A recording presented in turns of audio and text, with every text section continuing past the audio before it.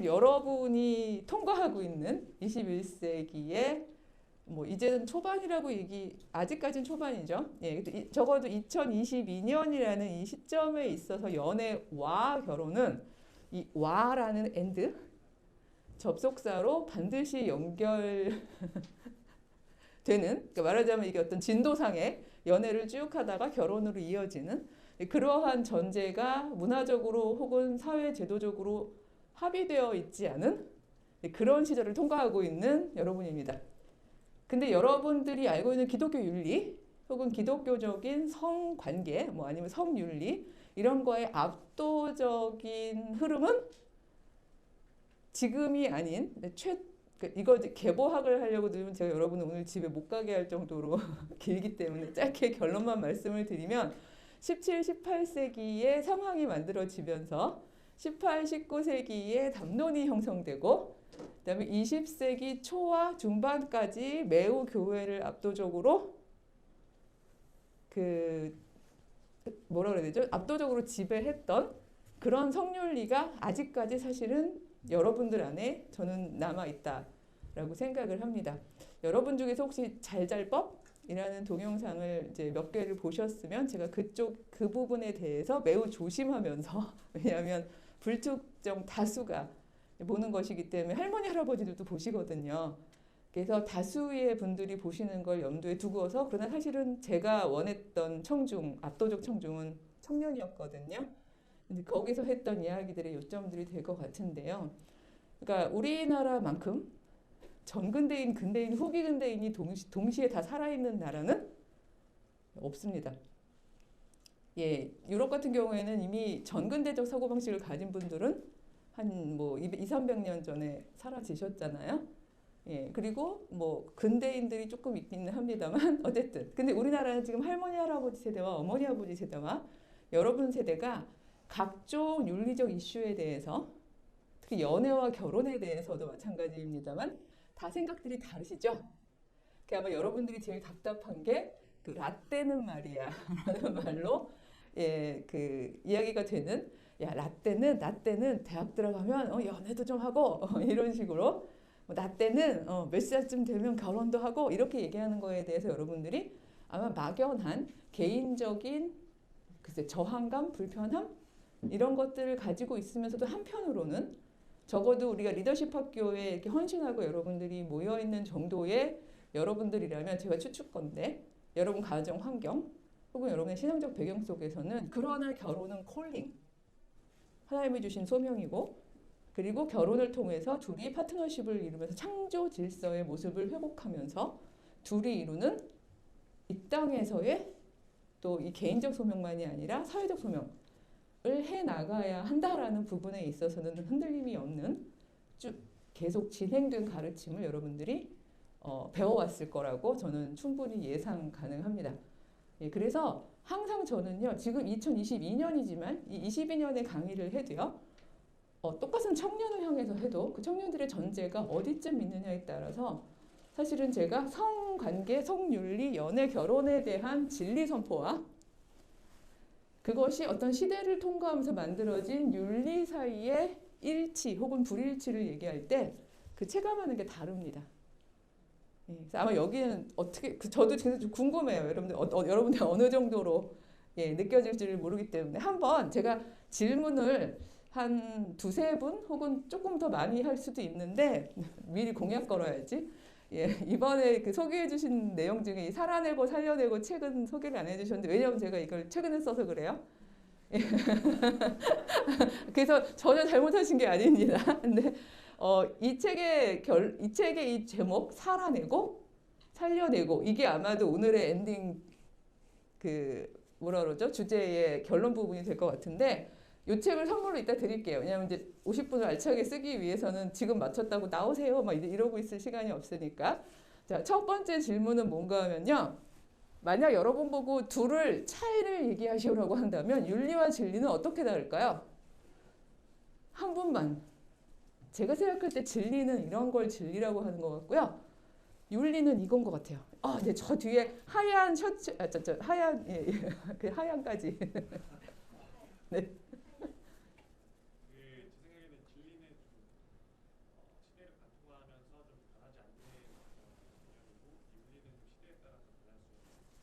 빙고. 예, 맞습니다. 예, 제대로 잘 얘기해 주셨는데요. 감사합니다. 참 진짜는 진리라는 거는요. 둘 다 원리로 끝나죠. 둘 다 principle. 원리는요. 지켜도 좋고 안 지켜도 좋고 하는 게 아니에요. 원리는 이치이기 때문에 적어도 그거를 믿고 있는 사람들은 꼭 지켜야 하는 게 이 principle인데 진리란 시간과 공간을 초월해서 변하지 않는 언제나 참인 원리이죠. 예를 들어서 살인하지 말라. 이런 거는 물론 윤리 안에도 들어올 수 있지만 진리의 부분이죠. 다만 이 살인하지 말라가 어떤 윤리랑 안 만날 수가 있냐 하면 우리가 지금 한참 전쟁 상태일 때 내가 누군가를 적을 죽이지 않으면 나와 내 가족들이 죽어야 하는 상황일 때 이럴 때는 전쟁에 대해서 좀 다른 방식의 윤리가 생길 수밖에 없지만 그 윤리는 지속 가능하지는 않은 게 되겠죠. 윤리의 윤자는요. 공동체 혹은 수레바퀴라는 뜻이에요. 즉 그 사회 구성원들이 합의하고 있는 원리라는 얘기겠죠. principle. 그렇다면 우리가 연애와 결혼에 대해서도 여러분들 진리의 파트가 있고요. 윤리의 파트가 있습니다. 제가 여러분 그 여자 INTJ는 되게 드물대죠. 예, 그 퍼센테이지로 그렇대요. MBTI 여러분들 요즘에 하는 거 제가 INTJ거든요. 나노 단위로 쪼개드릴게요. 그러니까 말하자면 이 성윤리, 연애, 결혼에 대해서 우리가 이 시대를 통과하면서 어떤 윤리관이 바뀌어왔고 그것이 바뀌었기 때문에 그 시대를 살았던 사람들은 어떤 연애와 결혼에 대한 기대와 태도를 가지고 있었고 그리고 지금 여러분들에게 압력으로 작동하는 할머니, 할아버지나 엄마, 아빠가 작동시키고 있는 그 윤리가 사실 진리는 아니라는 것 이런 것들을 알아가는 과정 속에서도 여러분이 얻을 수 있는 결과는 윤리 때문에 여러분들이 신앙적으로 괴로워할 필요는 없어진다는 거가 되겠죠. 하지만 두 번째 포인트까지 갈 거예요. 그래서 상대주의적으로 여러분 시절이 어느 시절인데 연애와 결혼을 와로 붙입니까? 연애 따로, 결혼 따로. 혹은 결혼은 안 해도 괜찮아요. 이런 방식으로 시대의 주류를 따라가자고 이야기하는 것은 결코 아닙니다. 그래서 이 성윤리에 있어서 어느 부분이 진리인가 하는 이야기까지를 짧은 시간 안에 한번 풀어보도록 하겠습니다. 저는 사회학을 전공했기 때문에 보통 시대를 이렇게 세 파트로 나눕니다. 전근대, 근대, 후기 근대. 왜 PPT를 사용 안 하시나요? 라고 친구들이 종종 얘기하는데 저는 이렇게 눈으로 쭉 보면서 옆으로 이렇게 쫙 한 번에 다 확인할 수 있는 걸 좋아하거든요. 근데 PPT는 하나하나 이렇게 단절이 되잖아요. 정보가, 인포메이션이 넘어가고. 근데 그걸 별로 안 좋아하다 보니까 이렇게 사용을 합니다. 여기 이렇게 막 옆에로도 보일 수 있고 멋지네요. 자, 여러분들은 당연히 후기 근대인입니다. 우리나라에서 후기 근대의 시작이 되는 상징적 해를 말하시오 하면 아마 제 생각엔 1997년일 것 같아요. IMF가 있던 시절이죠. 그때 이후로 우리의 공동체, 그러니까 사는 방식이 매우 급격하게 바뀌었습니다. 어떻게 바뀌었죠? 적자 생존, 그쵸? 승자 독식, 무한 경쟁. 이거 하나만으로도 할 얘기가 많지만 중요한 거는 이제 개인으로 능력주의 안에서 메리토크라시라고 하죠. 내 메리트, 내 능력을 가지고 이걸 재화화, 자본화하는 방식으로 살아남는 것. 여러분들 필기를 정말 열심히 하는군요. 예쁘게 써줄게요, 그러면. 메리토크라시. 이렇게 쓰는데요. 이 메리토크라시라는 능력주의 사회에서 여러분들은 재화화 될 수 있는 능력을 기르기 위해서 개인별로 엄청나게 달리죠. 이 능력은 반드시 지식일 필요 없습니다. knowledge. 옛날 어머니들은 그래도 공부 잘하는 거를 최고라고 생각하시지만 예전에는 그 지식이 재화화되기에 가장 확실한 부분이 있었던 사회가 있었죠. 그게 바로 근대라는 사회입니다. 이 사회의 재화는, 메리트는 지식이 압도적이었어요. 근데 지금은 더 이상 그렇지 않죠. 여러분이 연예인이 되든 스포츠 선수가 되든 아니면 무슨 홈쇼핑을 하든 뭘 하든 그거를 재화화할 수 있는 메리트가 있으면 그걸 가지고 어른들이 뭐라고 그러시지는 않는 시절에 도래한 거죠. 다만 그 모든 것에 가장 공통이 되는 여러분 삶의 조건은 뭔가 하면요. 서바이벌. 모든 것은 내가 혼자서 견뎌내기 위해서 너무나 열심히 내달리는 사회. 그 사회가 후기 근대 사회의 여러분의 삶의 조건입니다. 그래서 이 삶의 조건에 있는 개인들을 저는 제가 이제 이름을 붙여봤는데요.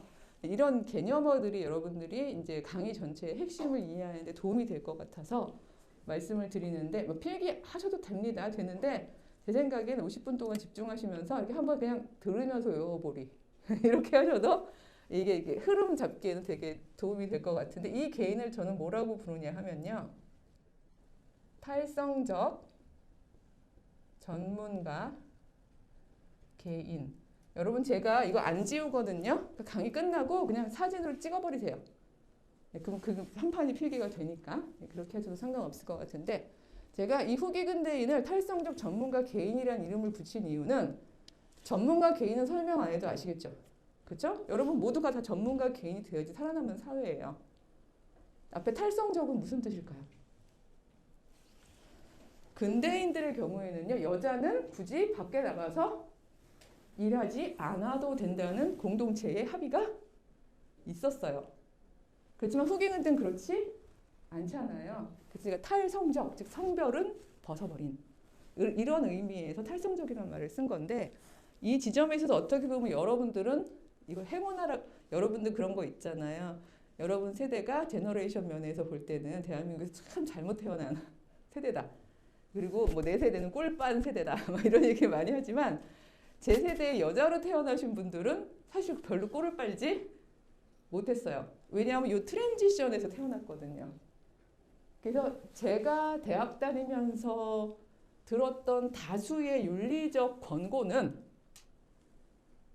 뭐라고 그럴까? 여자답게 조신하게 여성의 덕목을 잘 키워서 나를 사랑해주고 내가 믿어줄 수 있는 정말 또 크리스찬으로서 신앙심이 있는 남자와 연애를 잘 해서 결혼해서 행복한 가정을 꾸려가는 것. 그리고 제가 엊그저께 그 YWCA 100주년 관련해서 이제 강의를 하고 왔습니다만 그 남편은 밖에 나가서 공적 활동을 하고 재화를 벌어들이는 동안에 남편의 안정적 수입으로 난 뭐 하면 되죠? 쇼핑, 플렉스? 아닌 거예요. 근데 엄마들은요. 뭘 했냐면 나에겐 시간이 있고 에너지가 있고 돈이 있잖아요. 이 돈은 남편이 벌어준 돈이죠. 대한민국에서 YWCA와 같은 우리나라의 그 여성 시민단체들이 활발할 수 있었던 이유는요. 그런 헌신된 여성 크리스찬들이 남편이 그렇게 열심히 벌어준 돈과 나의 전업적으로서의 시간과 에너지를 가지고 교회 봉사하고 지역교회에서도 그다음에 시민단체에서도 봉사를 하고 이러면서 굉장히 여성 시민단체 운동이 활발했었어요. 근데 요즘에 이게 지금 흔들흔들 막 너무 힘이 들고 구성원 구하기도 어렵고 재원 구하기도 어렵고 하니까 이제 자꾸 불러가지고 원인을 분석해달라고 얘기해서 할 수 없이 이 말씀을 드렸거든요. 이제 지금 이 땅의 젊은 크리스천 여성들은요. 돈을 잘 벌어주는 남편이 없다. 예, 지금 이렇게 안정적으로 가정을 유지할 수 있는 형편이 못 된다. 그리고 본인에게는 시간이 없다. 왜냐하면 밖에서 탈성적 전문가 개인으로 뛰어야 하기 때문에. 그래서 이런 시대에 여러분들의 삶 속에서 연애와 결혼을 그냥 이런 맥락 없이 바로 얘기하는 건 사실 저는 넌센스라고 생각해요. 만약 여러분 중에서 연애를 하고 싶은 마음이 있고 연애를 하고 싶은 시간이 있다면 여러분은 동시대 여러분의 청년 세대에서는 꽤나 좋은 사회적 배치에 있는 친구들이에요. 예, 그것만으로도 내가 연애하고 싶은 마음도 있고요. 연애할 수 있는 시간도 있어요. 이것만으로도 여러분은 이미 뭐 꼭 금수저까지는 아니어도 은수저 까지는 갈 수 있는 제너레이션 그 세대적인 그 면에서 볼 때. 왜냐하면 다수의 제가 만나는 청년들은요. 연애라는 감정을 느낄 수 있는 삶의 여유가 없어요. 왜냐하면 인간은 기본적으로 생존 욕구가 더 앞서거든요. 그러니까 내가 먼저 먹고 살 수 있어야 그 다음에 뭔가 이렇게 취미 활동도 하고 연애도 하고 이럴 텐데 지금 다수의 청년들은요. 그 핑크 낭만 연애 이런 거를 얘기해도요. 그게 나하고는 아무런 상관이 없는 거라고 생각하는 친구들이 사실 많습니다. 자, 이런 사회에서 제 또래쯤 되는 그 소위 지식인들이 나와서 성윤리란, 크리스천의 성이란, 그 다음에 뭐 특히 경건한, 우리가 거룩하게 경건하게 크리스천으로서 성관계를 한다는 것은 혼전순결을 지키는 길입니다. 이렇게 얘기를 하면 어떻게 말하면 이게 좀 무슨 얘기 하시는 건가? 라고 생각할 만큼 뜬금없는 상황이 벌어질 수 있다는 거죠. 그렇다면 연애는 안 하지만 이분들은 모두 다 순결하실까요? 이 부분에 있어서 사실은 굉장히 우리가 걱정해야 하는 불편한 진실이 있는 건데, 생물학적으로 인간은 몸을 가지고 있죠. 여러분 지금 제가 늘 느끼는 건데요. 성 얘기를 이렇게 밝은 불을 켜고 이렇게 막 언어를 사용하면서 얘기하면요. 대부분의 경건하고 보수적이고 신실한 크리스찬 청년들은요. 눈동자가 흔들려요. 그리고 어쩔 줄을 모르고 큰일 났다 이렇게 생각하는데, 혹시 제가 미리 나눠준 자료에 보면은 섹슈얼리티와 홀리니스는 별개가 아니다 라는 게 있었죠. 그러니까 결론은 은혜롭게 가니까 너무 막 그 마음을 조이면서 걱정하지 마세요. 이게 오프닝에서 우리의 현실 점검부터 하면서 가는 겁니다. 여러분들 다 몸을 가지고 있잖아요, 우리는. 그쵸? 우리 이 몸으로 뭐든지 경제활동만 하고 있지는 않은 친구들이 많은데, 특히 10대 후반부터 30대까지는 아무래도 호르몬 자체가 성적으로 에너지가 이제 뭐라고 표현해야 되죠? 왕성한? 예, 그런 시절이다 보니까 친구들이 연애는 안 하는데 뭐는 할까요? 놀라운 일인데요. 이게 사실, 왜냐면 저도 곱게 자란 목사님 큰딸이라서 저는 진짜 몰랐는데, 제가 그래도 학교 선생님 역할을 한 20년 이상 하면서, 그리고 또 한 아이의 엄마이기도 하고 이러면서 좀 부드럽게 다가갔더니 친구들이 저한테 솔직한 얘기를 참 많이 해요. 그 얘기를 들으면서 속으로 놀라면서도 이제 눈은 놀라면 안 되니까 오 그랬구나 이러면서 얘기를 들어본 저의 그 데이터가 연구 결과 데이터랑 크게 다르지 않습니다. 예, 그 익명으로 이렇게 질적 연구 해가지고 혹은 뭐 표본 집단 만들어서 한 연구나 제가 직접 눈으로 면대면 만나면서 한 연구가 틀리지 않는데요. 지금 많은 대학생 그다음에 청년 집단에 있어서 혼전 순결이라는 말을 개념으로도 마찬가지지만 자기가 실제 생활에서 지키고 있느냐라고 물어봤을 때 몇 %나 지키고 있는 것 같으세요, 여러분? 이건 답은 아니지만 대충 그냥 머릿속으로 생각해 보시면 되겠죠? 아주 레디컬하게 바뀝니다. 10년 전에도 반반이었거든요. 근데 이게 5년 전쯤 되니까 70, 80%. 이제는 제가 퍼센테이지를 얘기하기가 너무 미안한 단계에 이르렀습니다. 왜냐하면 이 탈성적 전문가 개인은요. 연애할 시간은 없지만 섹스할 시간은 어떻게든지 확보하려고 하는 세대가 된 거예요. 이거를 2세대에다가만 비난을 하기에는 이런 공동체를 만들어 놓은 어른 세대들의 사실은 책임이 있는 거고 미안함은 있는데, 그렇다고 해서 공동체가 이러니까 니들 그래 할 수 없다 호르몬이다 라고 즐기라고 하기에는, 이게 여러분들이 이 섹스라는 것이 이걸 행동으로 보느냐 관계로 보느냐에 따라서 굉장히 그 다른 결과를 도출할 수 있다라고 생각을 하는데요. 지금 이 여러분이 살고 있는 21세기의 어떤 문화 현상을 한마디로 말하시오라고 하면은 브라이언 터너라는 분이 이런 단어를 사용했는데, 소마틱 컬처다.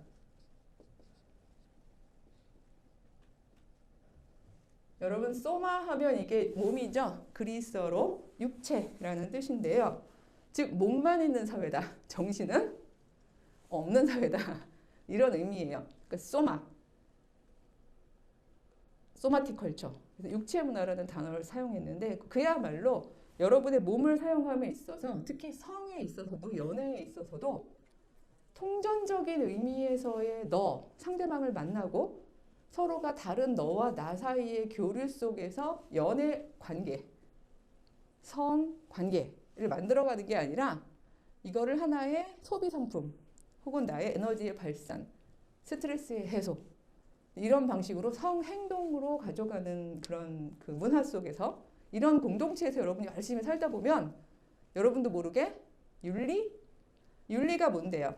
여러분 윤리란 에틱스라는 말이지만 사실은 여기 이제 에틱스가 오는 그 단어의 그리스 언어가 에토스거든요.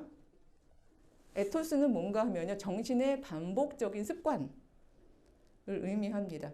계속 반복적으로 습관을 하다 보면 만들어지는 일종의 그런 거야. 원래 그런 거야. 그건 당연한 거야. 이게 에토스고요. 에토스가 에틱스가 되는 건데 그런 삶을 여러분이 살다 보면 끌리면 자는 거야. 이런 식의 내용들을 여러분들은 굉장히 편안하게 생각하게 되고 그걸 연애라고 생각하는 그게 연애지 뭐. 바쁜 시간에 언제 밀당하고 있고 썸 타고 있고 뭐 에너지 낭비를 하고 있냐. 그냥 모바일 앱으로 저거 뭐 찍어서 모텔 찍어서 그냥 서로 즐기고 나오면 되지. 이렇게 생각하는 친구들이 상당히 많습니다. 근데 이건 여러분들이 그냥 살아가다 보면 현상이기 때문에 느껴지는 거지만 학자들은요 이걸 미리 포착을 해요. 그러니까 없는 상태에서 진공 상태에서 포착하는 건 아니고 일어나고 있는 메커니즘을 발견을 하면서 미리 개념어들을 만들어내는 거죠. 여러분들 시대에 하고 있는 사랑의 이름을 앤서니 기든스라는 학자가 그 자료에 지금 제가 얘기하고 있는 학자 이름이나 개념어는 그 자료에 다 있습니다. 그러니까 여러분들이 굳이 받아 적지 않아도 좋으실 것 같은데 뭐라고 붙였냐 하면요. 합리적 사랑이라고 이름을 붙였어요. 그러니까 행동으로서의 사랑인 거죠. confluent love. con이라는 거는 함께라는 뜻이죠. fluent는요. 흘러가는, 함께 흘러가는 동안만 하는 사랑. 이게 여러분들이 지금 하고 있는 연애, 굳이 연애라는 말을 붙인다면 연애의 가장 큰 경향이라는 거예요. 연애만이 아니에요. 결혼도 confluent marriage가 가능해요. 그러면 confluent love나 confluent marriage의 특성은 뭘까요? 이미 개념의 답이 있죠? 함께 흘러가는 동안만 하는 결혼인 거죠? 이상해요. 결혼할 때 우리 서약할 때 죽음이 우리를 갈라놓을 때까지라고 얘기하는데 그러면 죽음이 우리를 갈라놓을 때까지 함께 흘러가는 게 아닌가요? 네, 그렇게 흘러가야 된다고 믿는 시절은 언제였죠? 여기 이렇게 그러는 걸 보면 최소한 근대 이전인 거죠. 지금 죽음이 우리를 갈라놓을 때까지 우리는 사랑해야 해요. 심지어 그렇게 결혼한 파트너하고 우리는 마지막까지 서로의 그 길을 동반자로 함께 해야 해요. 라는 것이 윤리였던 시절은요. 근대 시절이고요. 이때 시절의 사랑을 알이겠죠? 로맨틱 러브라고 불러요. 혹은 로맨틱 메리지. 로맨틱 러브 플러스 메리지인데요. 사랑과 결혼은 보통 수순이었어요. 여러분 사랑이 어떻게? 여러분 이건 모르겠네요. 이 드라마는 근데 되게 유명한 대사인데 사랑이 어떻게 변하니 뭐 이런 이런 대사가 있었어요. 이제 이 후기근대 대사는 뭐죠? 가장 이 상징적 대사? 사랑에 빠진 게 죄는 아니잖아 이거죠. 그러니까 드라마는요 굉장히 시대를 관통하는 언어들을 잘 만들어내는데 이게 사랑에 빠진 게 죄는 아니자가 이 동네였으면 사랑이 어떻게 변하니가 근대의 로맨틱 메리지를 만들어낸 환경과 공동체 안에서의 윤리였어요. 이때는 사랑하는 남자와 사랑하는 여자가 서로 함께 만나서 그래서 이때 만들어진 말이 이성교제라는 말이 만들어지잖아요. 가끔 저한테 강의 요청하실 때 이성교제와 결혼 이렇게 대해서 얘기해 주세요라고 하는 교회나 공동체가 있으면 저는 얼른 전제를 잡죠. 여기 계시구나. 그러니까 이 단어를 그냥 그대로 사용하시는구나. 이 부분에 대해서는 제가 찬반을 얘기하고 있는 게 사회학이 아니라 사회학자로서 팩트를 말씀을 드리는 건데요. 합리적 사랑은요 반드시 이성끼리 할 필요가 없어요. 지금 교회에서 동성애 문제에 대해서 굉장히 예민하게 반응하는 이유는요. 물론 답은 상당히 이제 제가 볼 때는 진리를 붙잡지 않고 윤리를 붙잡는 부분이 많이 있습니다만 이런 문제에 예민하게 반응하는 거에는 합리적 근거가 있어요. 왜냐하면 지금 우리 시대 자체가 이 confluent love는 굳이 남녀가 할 필요가 없기 때문이죠. 제가 로맨틱 러브와 confluent love를 비교해 가면서 말씀을 드려볼게요. 연애에 대한 공부를 이렇게 딱딱하게 할 줄 몰랐죠. 여러분 막 어떻게 하면 매력적으로 뭐 이런 얘기 할 줄 알았는데 되게 힘들지도 모르겠습니다만, 자, confluent love의 특성부터 말씀을 드려볼게요. A라는 사람이 있고요. 자, B라는 사람이 있어요. 여러분 모두가 다 생애 주기가 있잖아요. 그래서 뭐 태어나고 초등학교, 중학교, 고등학교, 대학교, 청년부 시절 강줄기처럼 쭉쭉 흘러갑니다. B라는 사람도 태어나고, 우리 어디서 만날까요? 여기 리더십 학교에서 만날까요? 흘러가다 리더십 학교에서 만났어요. 자, 여러분들이 리더십 학교에서 만났다고 쭉 앞으로 계속 함께 흘러가요? 죽을 때까지? 죽음이 우리를 갈라놓을 때까지? 네, 그럴 수 있는 가능성이 하나 있죠. 요 안에서 연애를 하고 결혼을 하고 쭉 흘러가면 가능해요. 절대 그거 나쁜 길도 아니고 고무적일 수도 있는 길이에요. 더군다나 여러분들이 살아내는 데만 집중하지 않고 살려내는 그런 크리스천 콜링에 대해서 소명을 가지고서 함께 둘이 손을 맞잡고 힘을 보탠다면 그건 굉장히 끝까지 쭉 흘러가는 이 길은 매우 아름답고 고무적일 수 있어요. 다만 confluent love에서 이게 안 되는 이유가, 자, 로맨틱 러브에서는 대충 이렇게 돼서 만약에 쭉 흘러가서 죽음이 우리를 갈라놓을 때까지 둘이 쭉 흘러간다면 이 쭉 흘러가는 길은 A의 원래 인생 경로였을까요? 아니면 B의 인생 경로였을까요? A를 남자라고 합시다. B를 여자라고 놓으면, 왜냐면 둘이 함께 흘러가려면 같은 길을 가야 되잖아요. 자, 로맨틱 러브에서는요, 압도적으로 남자의 길을 여자가 따라갔죠. 함께 흘러갈 수 있었죠. 함께 흘러가는 여자는 이게 나의 길이 아니라는 거를 알면서도 흘러갔어요. 왜요? 이 남자를 사랑하니까, 같이 있고 싶으니까. 그리고 심지어 이 근대의 공동체 안에서 성장한 여성들의 경우에는 나를 주장하는 법, 자기의 길을 찾는 법, 자기의 길을 위해서 전문성을 만들어가는 법에 대해서 그렇게까지 확고하게 훈련을 받은 여성은 아니에요. 그렇기 때문에 얼마든지 yes, say yes 하는 순간 남편의 진로에 따라서 가면서 뭐로? 성실한 돕는 배필의 역할을 할 수 있는 거가 되겠죠. 그래서 그 그림자 노동이라고도 하죠. 그래서 항상 남편 옆에서. 그래서 여러분들 교회 문화를 가만히 보면요, 대부분 교회만이 아니라 사회도 마찬가지인데 남편이 성공한 것은 다 사실은 알고 보면 누구의 내조 탓이다? 아내의 내조 탓이다라는 것이 공동체에서 암묵적으로 그런 합의가 있었어요. 남편이 영광을 받는 자리는 항상 옆에 어떤 자리도 있죠? 아내 자리도 있었어요. 남편이 어떤 타이틀을 얻게 되거나 이러면, 요게 메리토크라시라면 요 근대의 통치 원리는 뷰로크라시거든요. 뷰로크라시. 뷰로라는 말이 사무용 책상, 자리를 의미해요. 이 높은 자리에 앉는 사람은 주로 남자였고요. 바로 그 남자가 높은 자리를 앉게 되었을 때 보통 축하식 같은 거 하잖아요. 꽃다발도 주고 막. 그런 거 할 때 남편만 오지 않습니다. 특히 더 높은 분일수록. 옆에 아내가 특히 이제 주로 한복을 입고 이제 오시고 이러는데 둘이 동등하게 훈련을 받습니다. 그러니까 칭송을 받죠. 벌써 그것도 몇 년이나 됐을까요? 정확하게 연도수는 모르겠는데 이화여대에서 자랑스러운 그러니까 자랑스러운 이화 그 선배상을 주는데 한때 그 재학생들이 모두 대강당 앞에서 데모를 한 적이 있었어요. 남편 내조 잘한 것이 자랑스러운 이대 그러니까 그거 상이냐 막 이러면서. 왜냐하면 대통령을 만든 아내분이 그걸 수상을 했거든요. 네, 그래서 남편 대통령 만든 게 그게 자랑스러운 일이냐 막 이러면서 이제 그 재학생들은 다 여기 이제 후기 근대인들인 거죠. 그럼 그게 뭐가 자랑스럽냐? 결국 이대의 역할은 뷰러에 높이 앉는 남자를 내조하는 여자를 기르는 거냐? 이러면서 이제 막 친구들이 막 그 난리를 친 적이 있었거든요. 그게 아마 2010년대 초반쯤이었던 것 같아요.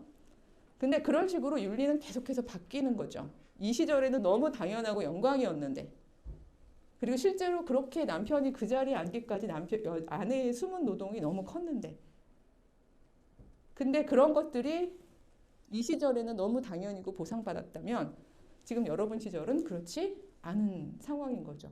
그러니까 이 시절의 엄마들은요, 비록 남편을 따라서 합류하기는 했지만 그 합류의 결과 성취물을 오롯이 함께 공유할 수 있는 사회였어요. 따라서 낭만적 연애와 결혼이 함께 가는 게 나름 나에게 너무 유의미하고 행복한 분들이 어느 정도는 있었다는 거죠. 근데 제 세대 얘기로 가면 제가 울컥할 얘기가 참 많습니다만 여러분 이 알짜 같은 시간에 제 세대는 얘기 안 하겠어요. 그래도 한마디만 하자면 여러분 어머니 세대이기 때문에 제가 드리는 말씀은 뭔가 하면 이게 안정적인 해피엔딩이면 괜찮은데 이 과도기에 어떤 일이 생겼죠? 남편 따라서 계속 합류했거든요. 남편이 뭐를 잃었어요? 뷰러를 잃어버린 거예요. 사무용 책상을 졸지 잃었어요. 그 일이 압도적으로 발생한 건 1997년 이후의 세상이죠.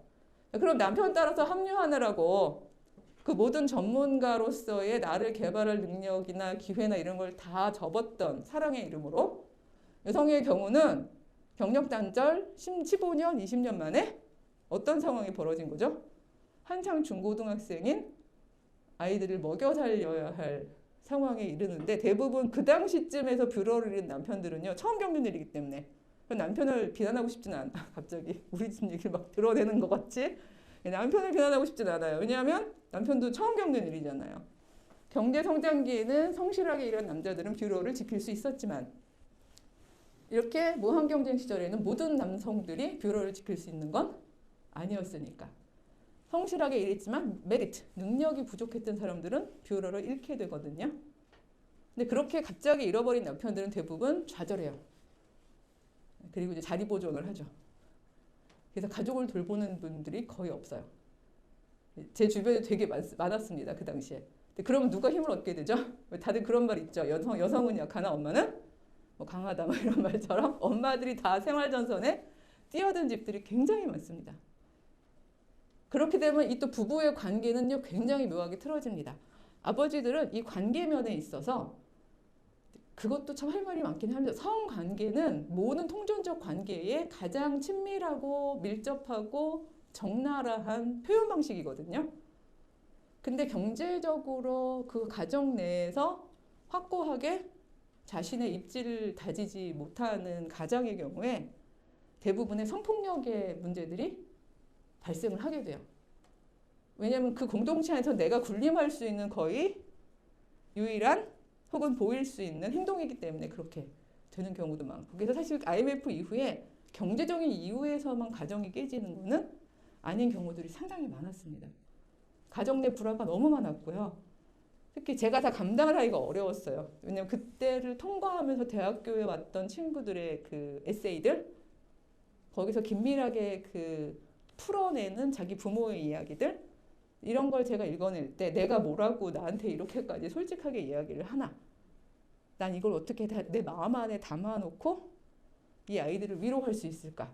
이런 생각을 할 만큼 어마어마한 이야기들이 막 그냥 한두 집안이 아닌 그런 상처들이 엄마와 물론 아빠도 상처지만 엄마와 자녀들한테 이렇게 통과했던 세대거든요. 여러분들의 세대가 사실은. 그래서 이때의 그 엄마의 진로 실패라고 해야 될까요? 합류했으나 엔딩이 해피 엔딩이 아닌 그거를 보면서 자란 여러분 세대, 특히 여학생들의 경우는 연애와 결혼으로 엔딩하는 걸 믿지 않아요. 그리고 그걸 위해서 나의 경력을 완전히 다 놔버리는 것, 그건 옳은 선택이 아니라고 생각하죠. 그건 형제들도 마찬가지예요. 내가 어떻게 언제 순식간에 우리 아빠처럼 뷰러를 잃어버릴 수도 있는데 내가 어떻게 가정을 책임질 수 있겠어. 나 무섭고 두려워. 특강을 가보면요. 코로나 이전에 오프라인 특강을 많이 가보면 대학생들, 남학생이 제일 많이 하는 말이 벌써 10분밖에 안 남았다 그러시네요. 큰일 났네. 제일 많이 하는 말이 제가 혼자 바로 먹고 살기도 힘든데 어떻게 내가 번 돈으로 남들하고 나눠 먹어요? 이런 표현을 써요. 그러니까 즉 연애라고 생각하지 않고 남이라고 생각하는 거예요. 그러니까 공동체에 대한 개념이 전혀 점점 없어지는 사회가 되는 거죠. 이런 사회에서 confluent love는요. 어느 동안만 합류하냐면요. 나에게 유리한 동안만 합류해요. 그래서 이게 로맨틱 러브와 confluent love의 차이예요. 로맨틱 러브에는 헌신이 있고 희생이 있어요. 내가 손해보더라도 우리는 죽음이 우리를 갈라놓을 때까지 끝까지 합류하면서 나를 초월해 가겠다는 헌신이 있어요. 하지만 confluent love에는요. 언제까지만 합류하겠다는 건가 하면 내가 너에게서 성적 만족감을 얻던 재화적 만족감을 얻던 정서적 만족감을 얻던 너를 만나는 게 나에게 유리한 동안만 사랑하겠다. 이게 confluent love예요. 결혼할 수도 있어요. 하지만 confluent love에서 하면 안 되는 게 하나 있으니 그게 뭘까요? 아이를 낳으면 안 되겠죠. 왜요? 나중에 이제 더 이상 볼 거 다 봐서 헤어질 때 애가 있으면 이거는 서로가 각자의 길을 가기가 너무 어려워지잖아요. 지금 저출산 문제는요. 이 문제를 가지고 걱정하지 않으면 사실은 몇 조를 때려박아도 해결이 되지 않을 문제입니다. 청년들에게 안정감을 주지 않으면요. 이건 그러니까 해결이 안 되는 문제예요. 근데 이렇게 많이들 이렇게 벌어지게 되는데 이런 confluent 러브를 하는 사람들한테 저는 이거를 과연 러브라고 보아도 될까요? 라는 질문을 많이 하는데 왜냐하면 이 진리의 부분이요. 윤리는 그럴지 몰라도 아까 얘기해 줬던 대로 변하지 않는 진리의 부분에 있어서 사랑이라는 거요. 시대적으로 사랑의 제도적 발현으로서의 결혼도 뭐 일부 일처제도 있죠. 일부 다처제도 있죠. 뭐 별의별 제도가 다 있었지만 적어도 사랑이라는 개념어의 진리에 해당하는 가장 중요한 변하지 않는 내용은 그것은 21세기가 되어도 변하면 안 되기 때문인데요. 여러분 혹시 여러분의 대답이 아니라 두 분에게 들어봅시다. 저는 사랑을 이렇게 정의하겠어요. 진리에 대해. 그러니까 진리라는 카테고리에서 하는 사랑의 정의, 한 사람의 주체적 정의 들어보고요. 두 번째 분은요. 빨리 찾아서 읽어주시면 되는데 제가 여러분한테 드린 자료집에서 제가 사랑을 정해 놓은 부분이 있어요. 한 분이 그건 두 번째로 읽어주셨으면 좋겠습니다. 왜냐면 그걸 먼저 얘기하면 앞에 얘기하신 분이 뻘쭘하잖아요. 그쵸? 혹시 자 사랑, 나는 사랑을 이거라고 생각합니다. 정의하실 분 있을까요? 시간 관계상 어려우면 그럼 한 분에게만 빨리 읽어줘 보실 수 있을까요? 모두 안 읽어오신 거죠? 소제목 1, 2, 3 있잖아요. 2의 제일 아래쪽에서 한번 보세요. 사랑이란 하고 나와 있는 부분이 있을 거예요.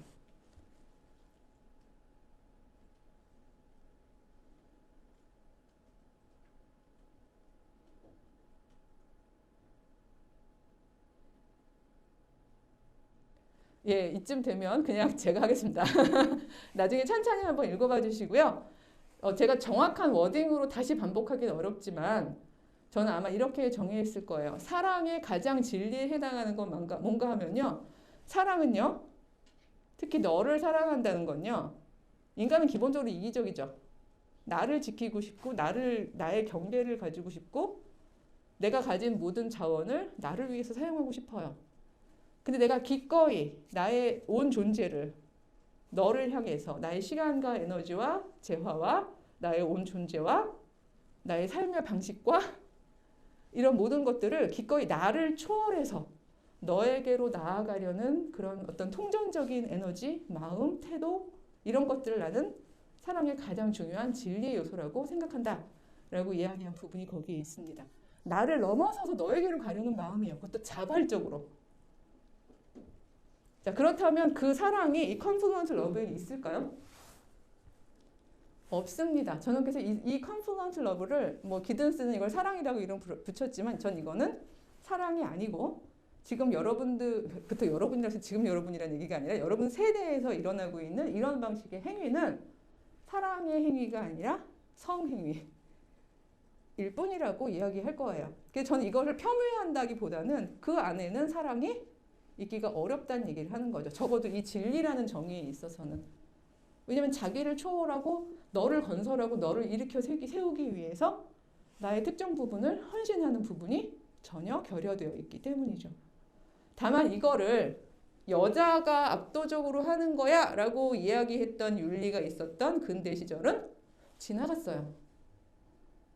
그러니까 이거를 붙잡고서 계속해서 여성들을 향해서만 네가 희생하란 말이야. 네가 참으란 말이야. 네가 헌신하란 말이야. 네가 너의 모든 것들을 다 쏟아내란 말이야. 남자의 사랑의 방식은 돈이야. 그냥 갈아 넣으란 말이야. 회사에서 무조건 돈 벌란 말이야. 뷰러를 지키란 말이야. 이런 방식으로 근대 방식으로 만들어진 연애와 결혼의 하나의 세트? 이걸 여러분들이 붙잡을 필요는 없다라고 저는 생각을 해요. 중요한 건 역할이 아니라 관계이기 때문입니다. 그래서 저는 여러분들이 크리스찬 젊은이라면 그 어느 때보다도 이 부분에 대한 여러분의 콜링을 받아들일 필요가 있다고 생각해요. 만약 여러분들이 나로 살아내는 데만 지금 몰두하고 있다면 제가 엔딩을 살아내고 살려내고라고 말씀을 드렸습니다만 나로 살아내는 거 너무 중요한 부분이고 하나님이 인간에게 우리를 주체적이고 자유의지를 가지고 나의 것들을 창조하는 인간으로 만들어 놓으신 이상 되게 중요한 소명이긴 한데 그 소명이 지금의 21세기적인 상황하고 만나면 우리는 자칫 뭐를 하기가 쉬운가 하면요. 나로만 사는데 몰두하기가 쉽습니다. 그걸 계속 반복하다 보면 우리의 에토스는 어떻게 될까요? 나누는데 인색해져요. 관계하는데 인색해져요. 나의 어떤 부분을 너에게 기꺼이 내어주는 거 못 해봐서 어색해요. 시간은 없고 바쁘면 결국 문화 따라가면서 행위에만 집중할 수밖에 없게 돼요. 적어도 이런 개념만 여러분들이 알고 있어도 여러분의 삶 속에서 나는 어떤 방식으로 하나님이 나에게 주신 진리의 파트의 능력인 사랑할 수 있는 능력을 너를 살려내는 방식으로 실천할 수 있을까? 요거를 전 질문할 수 있을 거라고 생각을 합니다. 왜냐하면 우리가 하나님이 만들어 놓으실 때 우리 인간의 소명은요. 더블이에요. 나로만 살아내는 게 아니에요. 너를 살려내는 청지기적 소명을 하나님은 인간에게 주셨거든요. 만물을 다스리고 그리고 사람과 사람 사이는 어떻게 하면서 서로 돕고 서로를 건설하면서 그렇게 성장해 가라는 것. 저는 그것이 하나님께서 인간에게 태초부터 지어주신 인간의 능력이요, 의무요, 또한 권리라고 생각을 합니다. 잘못하면 21세기의 신인류는 바로 이 살려내고라는 파트를 영영 잃어버릴지도 모르는 상황입니다. 어른 세대로서, 기성 세대로서 바라는 건 기왕이면 이것이 결혼이라는 매우 확고하면서도 여러분 가운데서 가장 큰 실험이 가능한 제도로 이걸 실천해 나갈 수 있는 결단을 하는 젊은이들이 아직 많았으면 좋겠다라는 바람을 기성세대인 저로서는 물론 하고 있지만 그것이 반드시 엔딩해야 되는데 위험한 얘기하면 안 되죠. 결혼의 형태가 아니더라도 막 이러면 갑자기 교수님 무슨 말씀하시는 거예요? 근데 막 이럴 수가 있는데 아니 왜냐하면 너를 살려낸다는 건 제가 반드시 얘기했지만 성관계만을 포함하는 건 아니기 때문에 그래요. 요즘에 뭐 시브 유니온이라든가 여러 가지 종류의 공동체적인 어떤 지속적인 연대가 있으면서 살려내고를 실천하는 많은 젊은이들의 삶의 방식들이 있거든요. 다양한 방식의 삶의 방식들을 고민하면서 제가 거기 질문에다가 3개를 나눠놓긴 했지만 여러분들이 토론 시간에 이 연애와 결혼이라는 키워드를 시대적 위기감과 진리의 정의 속에서 어떤 방식으로 교차해서 내 삶에 적용할 수 있을까 하는 부분들을 여러분들이 한번 이야기해보고 자기의 현재를 점검해 보았으면 좋겠습니다. 예, 감사합니다.